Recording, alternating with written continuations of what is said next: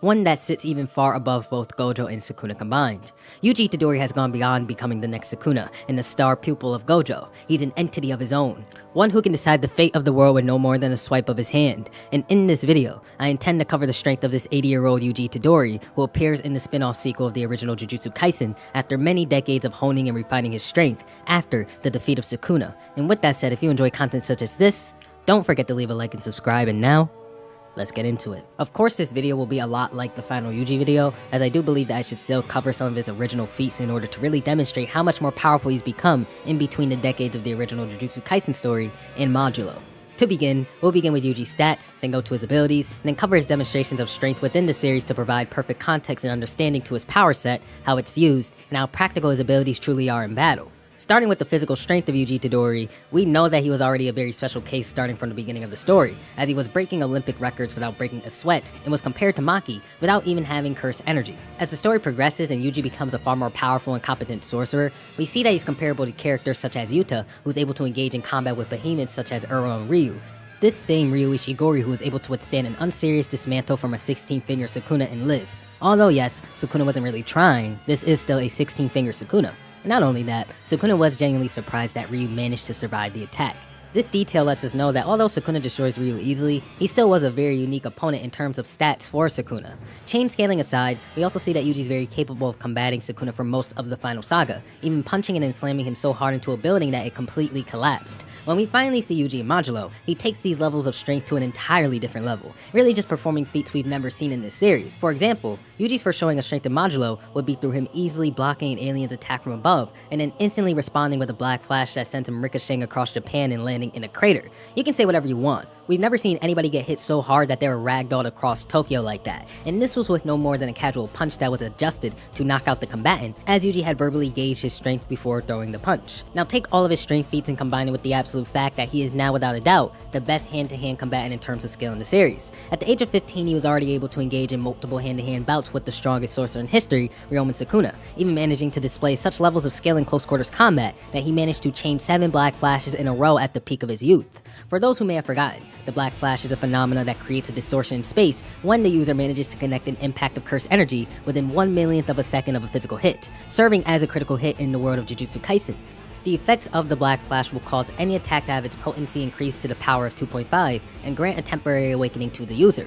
This awakening is described to be a state where the sorcerer's manipulation of their own curse energy is as simple and as natural as breathing, resulting in a feeling of omnipotence, as if the world itself revolves around them alone. After using a Black Flash, the user will also be able to operate at 120% of their potential. Yuji himself has the ability to stack these boosts as he can apparently chain Black Flashes with ease, and in Modulo, 68 years into the future, his very first showing basically confirms that he's more than capable of activating these critical hits at will. Yuji's skill and proficiency has more than likely drastically improved into Modulo based off of that feat alone, and judging from the improvement of every other skill, stat, or ability from this point on, he is likely the best of them all. Yuji Itadori's speed is likely at a very high point as well if we want to scale it to his other stats. But being honest here, Yuji has never even had to take a step in either one of his stomps in Modulo, so we really don't have any idea of his current movement speed.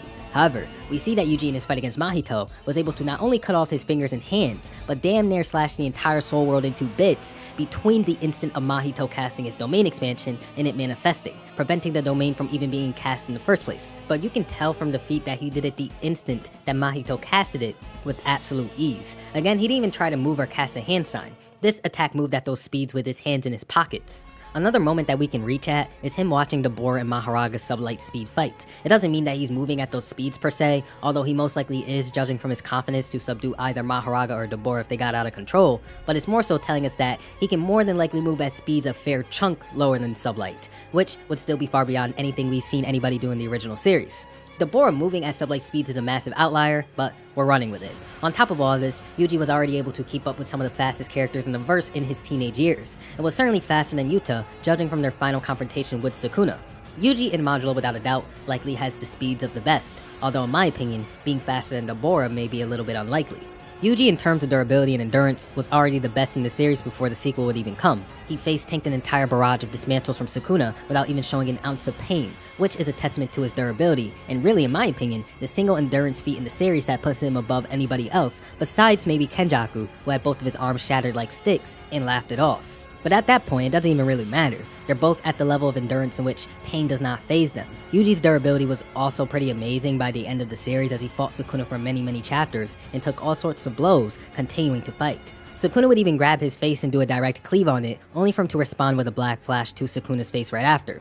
Yuji during the events of the original series doesn't have like god tier durability per se, but he can withstand most attacks and continue to fight. Now in Modulo, judging from the feats and the overall power Yuji has displayed, we can deploy the simple strength equals durability rule for those without many durability feats, and assume that Yuji can withstand an attack the size of the dismantle he'd casually launch, which would obviously make his durability the highest in the series. We also have to consider that he didn't really put much effort into launching that attack either, so we can assume that his stats here are even higher. It's incredibly difficult to scale this for Yuji, as currently, the only attacks he took are from Mahito's Soul World Idol Transfiguration, and he came out of those not even scratched, so we just need to assume at this point. I'm gonna say he's at minimum withstanding mountain level attacks. Lastly, we're going to dive into the intelligence of Yuji Itadori. It's outright stated that Yuji isn't the best in terms of academic intelligence, but his battle intelligence is a completely different story. We had seen in the final battle against Sukuna that he went from never using a binding bout in the series to manufacturing one on the spot that would allow him to target the soul of Sukuna with his curse technique. Not only this, Yuji was able to grasp the concept of the Black Flash and go on to instantly unleash multiple Black Flashes in sequence right after learning about it. We've never even seen any other sorcerer learn about the Black Flash, then use them back to back the way Yuji did right after. Not once in history has someone replicated this level of aptitude, up until maybe Deborah. Yuji has also figured out how to use Black Flash at will, and many people like to downplay this feat and pretend like it wasn't at will because they can't put kindergarten level context clues together, but Yuji will literally state to the alien that this will not kill you, then land the Black Flash on him, taking him out. Yuji knew exactly what was about to happen the moment he parried that man's blade. Yuji also figured out how to combat Higuruma's domain expansion and curse technique by calling for a retrial when he was cornered by the removal of his curse energy and losing the previous trial. Yuji has shown us throughout all of his fights that he is certainly one of those characters who will always search for and likely find a weakness to his opponents on the spot. I would